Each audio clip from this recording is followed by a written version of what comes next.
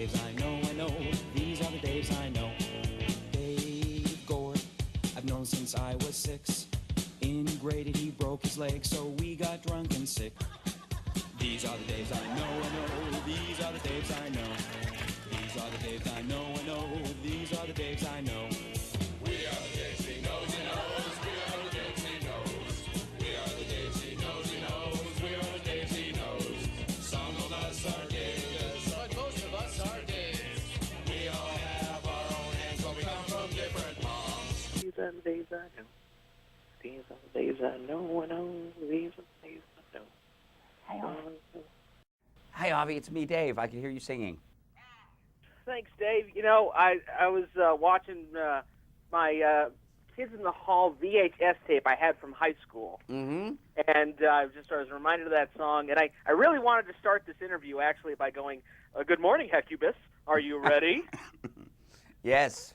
Well, I'm ready to serve you and, of course, Satan. Dave, you know, I'm a huge comedy nerd, and Kids in the Hall is right up there with Monty Python, some of the best seasons of SNL and Mr. Show. Are you surprised that Kids in the Hall is in such high regard with comedy nerds? I'm pleasantly surprised. You know, I think it's when I hear people discuss us in the same sentence as those other great shows, I'm pretty. It's a kind of a sense of satisfaction. You know, being a comedy nerd myself, it's nice to be included in the lineage. I've heard you talk about, you know, you had a good sense when you were doing the early stage shows that you were onto something really good. Was there any point during the broadcast on HBO and CBS that you were like, whoa, this is going to be around for a long time in people's memories? No, we really never had a sense that we'd even be around the next season for most of the run. In fact, we were constantly being canceled. I think we were canceled almost every season, and would have to fight to stay on the air. And a lot of that was Lorne Michaels would fight to keep us on the air. So it was kind of just for us. It was just trying to keep going, just trying to struggle to keep having a job to come to every week, and so it's pretty amazing that it's still out there and that people still like watching it. When you and the guys came back to do the 6-part miniseries, was the writing process easier than when you were doing the sketch show, or were the same sort of fights and tensions from the early days still there? It was a little easier because we'd still be fights, but we'd get winded quickly. So we didn't have the energy to keep the fights going. So it was actually much more pleasant in that regard. And I think also because we came into the miniseries knowing that it was a finite thing that we were doing and that we were focused on.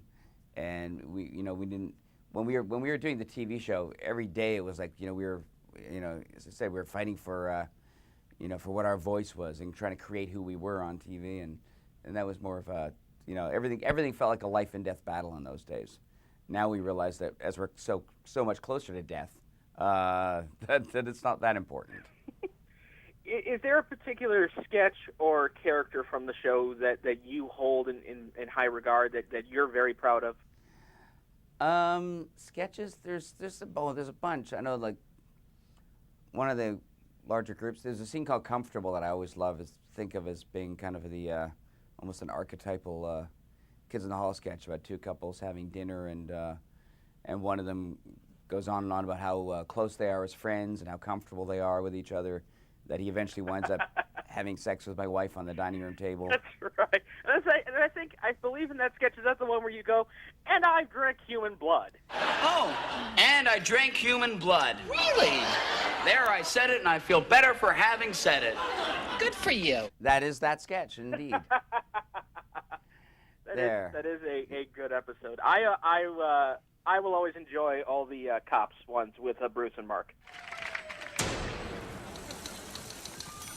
Attention, owner, occupant, or visitor at 810 Ossington.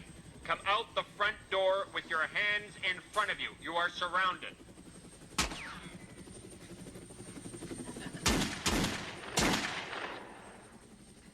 So what do you think a house like that is worth anyway? About 280,000? Geez, I'd have to see inside. Unit 501, we have a data update. Go ahead, 109. Your hunch was right. There are 2 bathrooms. Thanks, Doug. Yeah, I'd have to say 300K. Although a shooter like this just makes the property value go right down. You're right. Tell you what, I'm gonna run around back and see how big the yard is. Cover me. Gotcha.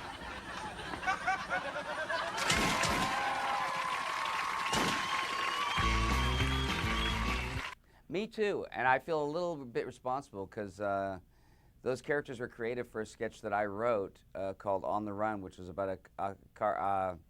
It was like a high-speed car chase, chasing criminals where the 2 cops. But it starts out with them all eating in the same diner and having a high speed, finishing their meal and paying their tab.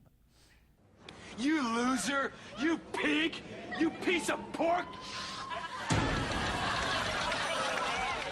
When I got in there, got some bacon curing pig! I'm the big pig! I'm the big pig! Loser! Pig! Why didn't you do something? Thought you knew him.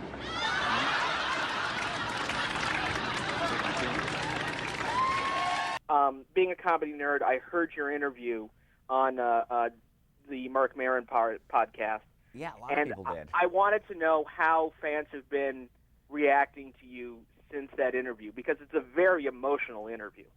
It's been great. In a lot of ways, it feels like just sort of talking about some of that stuff out, putting that stuff out in the public seems to cause, I don't know whether it's psychically, it's just sort of turn things around a little bit for me. So people have been responding to it very well. People found the humor in it, even though it was a pretty dark conversation. But I think people still found the humor in it. I just wanted to reach out to you and give you a huge hug. There's no harm in that. I mean, Dave, you have done so many wonderful things in the world of comedy, and you've definitely made me laugh, especially during times where I needed a good laugh. So thank you so much for doing all of that, and please keep on fighting the good fight. Well, thanks. Things are going pretty well right now, so I thank you.